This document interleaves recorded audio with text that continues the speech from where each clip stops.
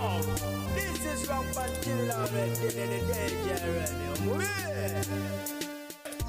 nzikiriza nkuvugemuko ku supidi olunaku olwalero naye nga kansubire nti oli bulungi yonna gyosinzira okubanga ate ogiye kumideko mujabale gye mutusizaako engalo olunaku olwalero ku fifijadanyis anka kwali ate nga ngamba nti okola kyamanyonyi ddala omulungi omwagala mpuliriza ate nga gwatanaba kubanga osubscribinga ku channel yaffe mukwano genda mu maaso bere nga onyiga ku pesa eri subscribe n'akadde okonemu wali oselecting all togenda kubanga ate wejjusa nti wano tunyumirwanga n'okuyiga bwe tuyiga funa bufunya akatebe otuula oba malaya siko oba sofa kyonna kasaka banga akatebe gwe otuula oterere munaye twongere okubanga ate tunyumirwa olugambo luno lugenda maso kubanga lutambula mu ggwanga ly'e Uganda emikolo egy'eggulo fena twajjegedde bulungi egya mwana muwala amanyiddwa nga Nalongo Maggie essaawa eno yayongeddwako erinnya lya Salha yes wali eri Katabi Entalo Road mwana mulenzi amanyiddwa nga Rabadaba yagenze n'abeera nga ate ayitayo mu butongole era nga essaawa eno amadwasi gatongozeddwa dda yes olugambo lugenze maso kubanga lutambula ku babiri bano ng'era bw'obimanyi nti awabeera essanyu tewabula nnaku bamidomo bo babeera boogera buli lunaku buli ssaawa era nga bagenze maso kubanga bagamba nti to end in tears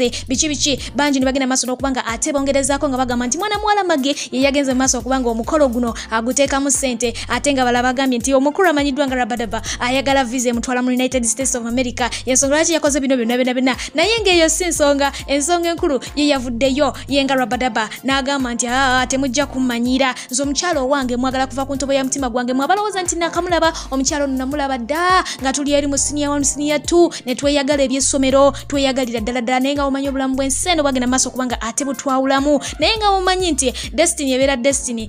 bwetu yate tuzemu ne tukola ki ne tusisinkana so nno bye muwooza mbu it will end in tears it won't mugende mufiireyo n'ebigambo byammwe oko nayongerako n'abategeeza nti ate n'ebyo mugamba mbu omukolo omukyala yagutaddemu ensimbi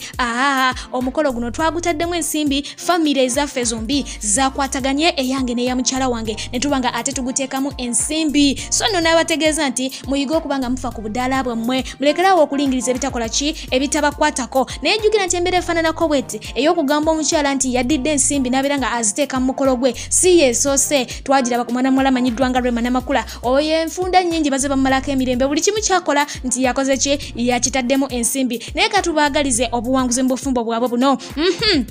okuddako ku mukyala amanyiddwa nga Princess Komuntale yes okuva eyo mu bitundu by'e Toro naye bw'ati agenze mu maaso okubanga ate yeegobako bakawawa bana bawooza nti it will end in tears bw'ati oluvannyuma wagenze ku Instagram n'abeera nga ate adda ku post ya bba n'agenda mu maaso okubanga ate alekawo ka reply akagamba nti nkwagala baby era nja kukwagalira ddala kufa kwe kugenda okutwawula it will not end in tears bw'ati naye bw'agenze mu maaso okubanga ate abejjako okuddako ku mukyala amanyiddwa nga Bahati ng'ona tukolera ku Bibias Telefina yes olugambo lufulumye ne lutambula ku social media nga lulaga mbu omukyalo ono yanobye ewabba era nga kigambibwa mbu asuleyo ku bakuli ewa mukwano gwe wabula olugambo lubadde lukyatambula n'agenda mu maaso okubanga ate abasurprisinga wapostinze nga aline bba ng'alaga nti munanga olunaku lwaliro bava kwerirako kalanchi ekiraga nti obufumbo bwabwe buli malidadi sana okuddako ku mukulu amanyiddwa nga Mr. Kagwa era ng'ono lecturer ku UCU yes giyite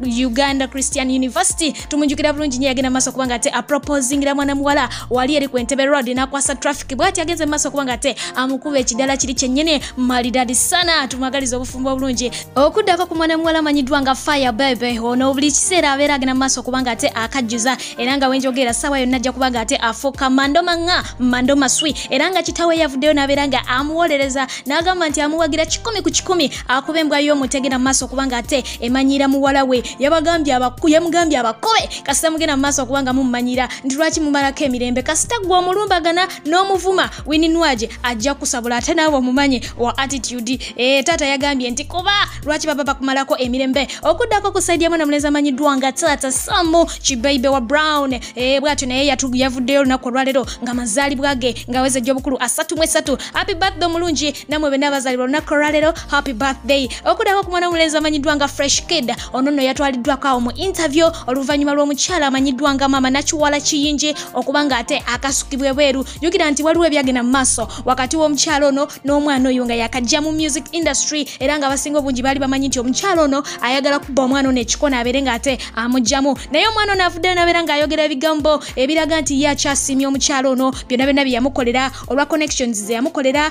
olw'abantu be yamugattako guidance gye yamuwa charity gye yamuwa buli kimu kye yamuwa era agamba nti n'okuba ng'agenda mu ssomero lya Sudiru gonna gaali maanyi ga mukyalo oyo n'okuba ng'amwaniriza we bulungi nnyo agamba nti asimanya asimira ddala bw'ati amutegeezeza nti ayagala kubanga ate amutwalako autu ali okuzize olw'ensonga nti bambi yamubeererawo nnyo era agamba nti yo kubanga agibwako kyamulumye nnyo nnyini ddala ate akuddako eri eno ka baby girl akamanyiddwa nga breast yes akaana kano kabadde kegomba nnyo okulaba omukyalo no amanyiddwa nga Ray P muyite Precious Remy atukolera wali ku Spark TV kyaddaaki bambi bw'atyo yamaze n'abeera ng'ate akasisinkana kugambye kabadde kayaayana nnyo nga bw'okiwulira okubanga ate munange kamutuukako abasuubuzi kambanjulire di atika owa atika unisex trends anti ona kutusaka emigugu gyo okuva mu ggwanga erya Take okutuuka mu ggwanga erya Uganda oli musuubuzi wa ngoye z'abaana z'abakyala z'abaami omuli empale engatto enkofiira amasuuti ebiteteeyi ensawo saati ne t-shirts wamu ne sharia abikutusako ku bbeeyi ensamusamu ate mu bwangu ddala muweereze ka message ku WhatsApp oba mukubire ku nnamba ye y'essimu +90 7 Yeledi Atika owa Atika Unisex Trends okukwanguyiza ku nsonga zo. Yes, okuddako eno okubagala n'ababiri okuli mwana muwala Prima kinyanya olw'ensonga nti mumyufu ate n'omukulu amanyiddwa nga Mr. Henry we n'abaviirako ojja kubanga ate ogamba banange singa nange ninayo ki Mr. Henry mu bulamu omukyalo ono asabuddwa nnyo mu mawulire left right wano ku social media in-laws bagenze bamulevolinga okuviira ddala akatambi kali lwe kagenda maaso okubanga katambula ng'agezaako okubanga ate ali obulamu ne shibeibe nga bagenda maaso okubanga ate bavuma enkula ye ne bamugamba nga bwakuze bwatasaana kubanga yeekola bye yeekola ayambala bubi bra yakula bubi shosho byonna ne babeera nga ate babyogera yes oluvannyuma lw'okuvumibwa ennyo yavaayo n'abeera nga ate ayogera kaawo naye n'alaba nga ate amala byamubulago post n'agenda maaso okubanga ate azipulinga down ng'awulira kimuyitiriddeko kakati nno yebba gwagenda maaso okubanga ate apepeya naye nanyini ku swamp ate essaawa zino yavuddeyo n'abeera nga amutegeeza nti gwe kakkana nze kankulwanirire n'agenda maaso okubanga amuwandika kaawo lukulula naye ebigambo bambi nga biri biwoma okukamala n'agamba nti mwabagenda maaso okuwuuza nnyo muvuma omukyala wange temuyinza nakubanga musobola okwembala engatto ziwadde n'eddakiika n'emu ekisookera ddala n'omukyala mugumu nnyo nga bw'okiwulira oyinza n'okubanga obugumu bwaliko gwe tobutuukako kyakubiri ku kyo ali business minded omukyala ayagala okukola n'agenda maaso okubanga ate atuwa ku ideas oba ku ezo businesses omukyala ono ze yagunjawo okugeza nga Prima Lusania Prima Tours UG Prima for women n'agamba nti n'endala nnyingi nnyo n'agamba nti bwakusomera ideas z'alina eza business oziwulirako n'obwongo bwo naye ne bukyuka n'agamba ekyokubiri ekyokusatu omukyalo ono afaayo ku baana maama afaayo taleka baana be kujjula amakinga sure nti abaana be basanyufu abaana be bali bulungi ate nga ye omuntu ayagala abantu ayagala okulaba nga abantu basanyufu kyovula yagenda maaso okubanga ate agulawo yemanyiddwa nga Prima for women agenda maaso okubanga asanyusa abalala kubanga ayagala abalala bonna babeere basanyufu so mwe neemunamuvuma mumala biseera era n'agenda maaso okubategeeza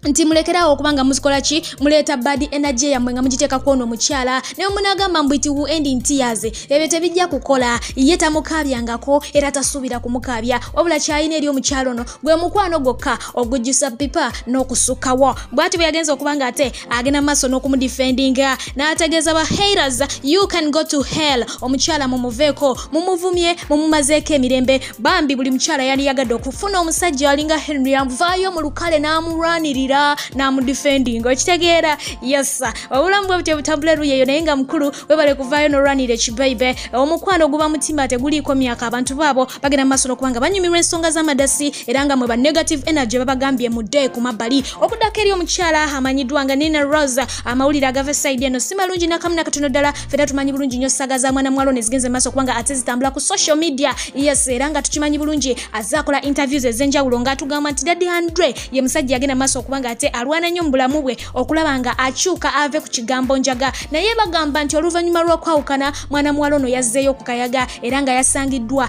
ng'akamukubye okukamala nga n'okukankana nga yeetaaga kutwalibwa mu ddwaliro mbu ng'ali bubi okusinziira ku lugambo nga bwe ndifunye yagenze mu maaso okubanga ate addayo mu bulamu obw'okunywa kayaga obw'okukubwa nejjukira nti Daddy Andre yali amukyusizza nga y'omu kati ne kwabo abagenda mu maaso okubanga bagezaako okukyusa abaana abanywa enjaga mu ggwanga lyattu Uganda ng'abawa advices ez'enjawulo akyalira ku balwadde ng'agenda maaso n'okubayita nti mugendeeyo abayambe muve ku Njjaga naye olw'okuba nti omukwano guno gulina amaanyi oluvannyuma lw'ebyo byatuukawo wakati we ne Daddy Andre kigambibwa mbu yazzeeyo ku kayaga era nga wenjogeera ebintu si birungi n'akamu n'akatono ddala gega mawulire munenge asobodde okuba nga tenkutuusaako essaawa eno tugende mu maaso okuba nga tusabira eggwanga lyaffe okusabira abantu abalinga banina Rose okusabira buli omu asabire munne buli omu agumye munne ng'omukulu Robert Kyagulanyi Ssentamu ow'ekitiibwa aka Bobby Wine bw'atugamba nti bambi nyweza munno omugambe nti bambi beera mugumu bino byonna bijja kumala bikole ki bijja kumala biggwe kambagaliza ekiro ekirungi atakumira mpeera bankumira ensigadde nze Fifi Njjaga news ankanga bulijjo ate nabakubanga osubscribinga genda mu maaso bere nga ate osubscribinga tukira kubanga ate wejjusa musula bulungi bagala nnyo mweraba